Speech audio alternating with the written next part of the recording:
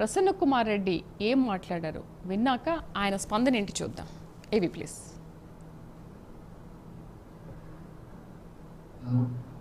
నీకెందుకండి రేణుగుంట దగ్గర మెస్ లో పిహెచ్డి నేర్చుకున్నావు, తిరుపతిలో పిహెచ్డి నేర్చుకున్నావు, బెంగళూరులో పిహెచ్డి చేశావు, హైదరాబాద్ లో పిహెచ్డి చేశావు, మెడ్రాస్ లో పిహెచ్డి చేశావు, చివరకు మాగుంట లేకుండా కూడా పిహెచ్డి నేర్చుకున్నావు. అది ఏంటా పిహెచ్డి అనేది మీరు అర్థం చేసుకోండి, చాలా పెద్ద కథది.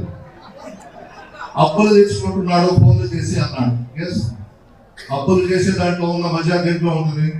పులనోట్ రాసిస్తాము, చెక్ ఇస్తాము, అది కూడా మాట్లాడింది ఆ మీటింగ్. ఆఖరాకి వేమిరెడ్డి ప్రభాకర్ రెడ్డి గారిని బ్లాక్ మెయిల్ చేసి బెదిరించి పెళ్లి చేసుకునేది. అతను పిచ్చోడు, ఎందుకు చేసుకున్నాడో ఎవరికి అర్థం కాదు. అతను అడిగితే ఆ జిల్లాలో ఎవరో ఒక మంచి కుటుంబంలో ఒక అమ్మాయిని ముక్కుపచ్చడాలని అమ్మాయిని ఆయన ఇచ్చి పెళ్లి చేసి ఉండేవాడు. ఈ బోరు బావిలో పడిపోయాడు. రైట్. లక్ష్మణరావు గారు నమస్తే అండి. నమస్తే అమ్మా. నమస్తే లక్ష్మణరావు గారు, ఏంటి అసలు ప్రశాంతి రెడ్డి పైన మీ నాయకుడికి ఎందుకు అంత కోపం? ఈ కడుపు మంట ఏంటి? ఎటువంటి అవినీతికి పాల్పడలేదనా ప్రశాంతి రెడ్డి? లేకపోతే ఆమె సొంత డబ్బులతోనే ఆ గ్రామంలో అభివృద్ధి కార్యక్రమాలు చేపడుతున్నారనా? ప్రజలకు సేవ చేస్తున్నారనా? లేకపోతే ఏంటి అసలు? ఎందుకు ఆమె క్యారెక్టర్ని మీరు ఎందుకు చంపేస్తున్నారు? మీకు ప్యానల్ ఉన్న పెద్దలకి, ప్రైమ్ 9 వీక్షలకి, యాజమాన్యానికి హృదయపూర్వక నమస్కారాలు.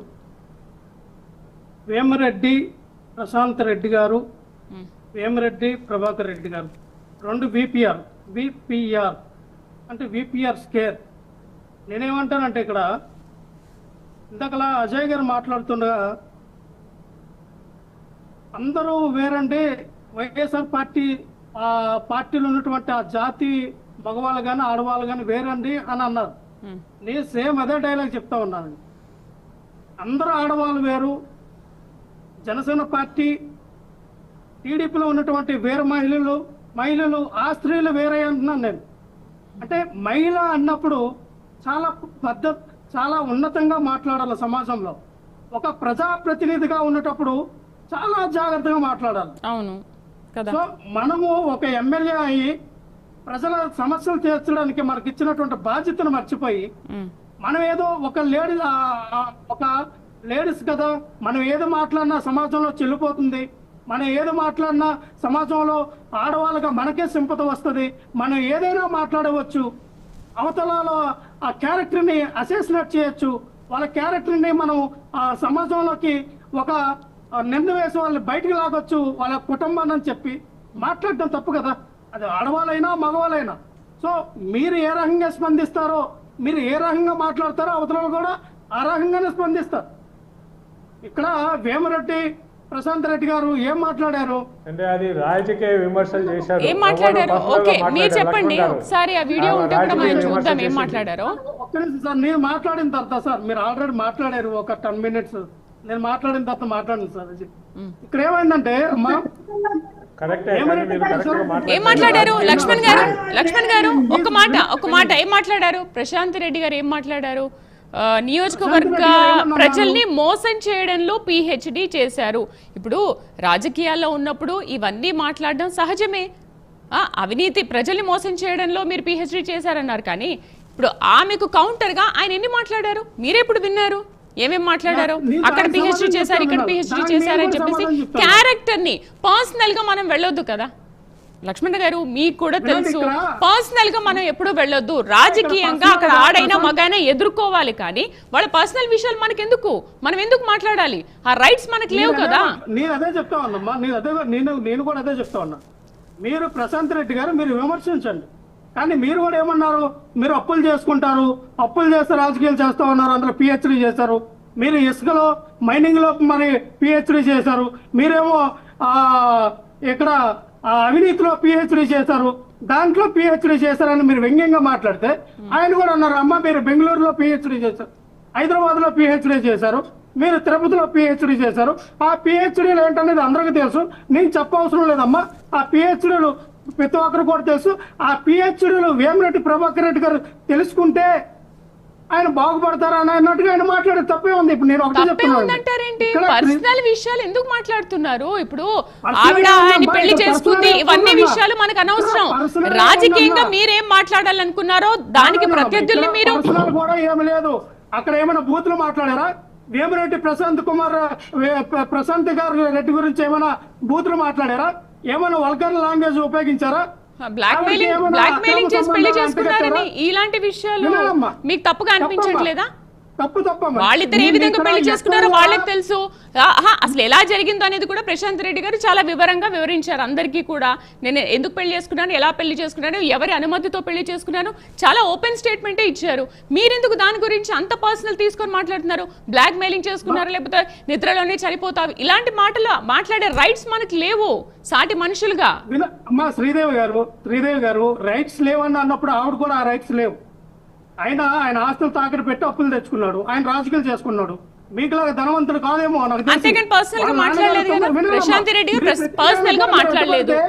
మీరు ప్రతి మాట కూడా అడ్డుపడితే మీరు ప్రశ్నలు వేసుకుని ఉన్నారు. నేను సైలెంట్ గా ఉంటాను. ఇంకెందుకు నన్ను మాట్లాడే వాళ్ళు కదా, నేను మాట్లాడింది ప్రశ్న ఇవ్వండి. మీరు చెప్పండి. ఒక మాట అడిగానే మీరు ప్రశ్న వేస్తుంటే నేను దేనికి సమాధానం చెప్పాలి?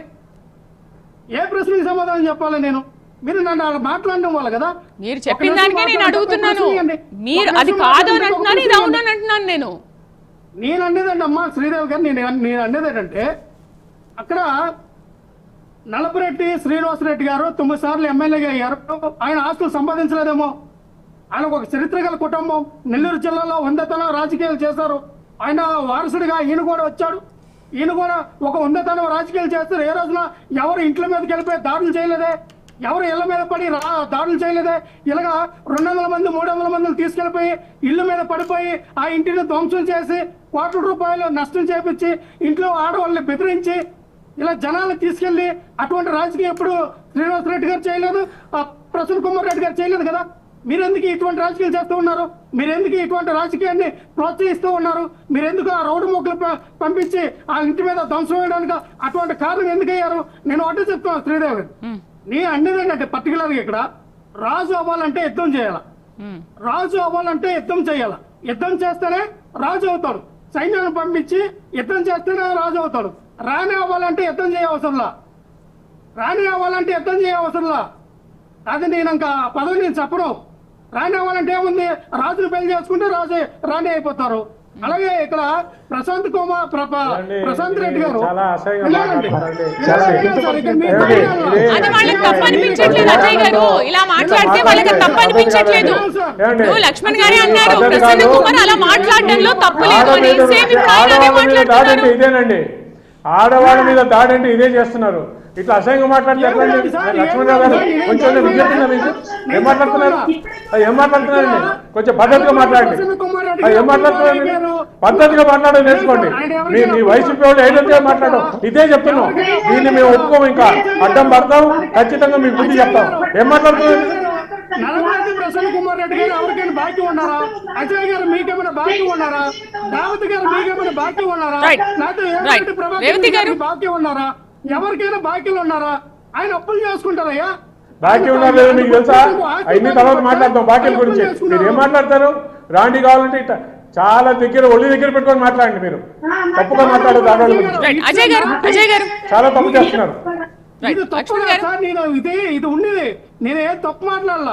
నేను అనేది ఏంటంటే ఎవరైనా మీరు మాట్లాడేది తప్పంటే టీవీలో వచ్చి మళ్ళీ అవే మాటలు మాట్లాడతారండి. అజయ్ గారు ఇందులో తప్పే ఉంది సార్. ఇందులో తప్పు అయింది సార్. రాజు అవ్వాలంటే యుద్ధం చేయాలి. యుద్ధం చేస్తే రాజు అవుతాడు. గెలిస్తే రాజ్యం వస్తే ఆ రాజ్యాలకు రాజు అవుతాడు. అయిపోయిందా లక్ష్మణ్ గారు? అయిపోయిందా? అజయ్ గారు సో ఇప్పుడు మీరు చెప్పండి.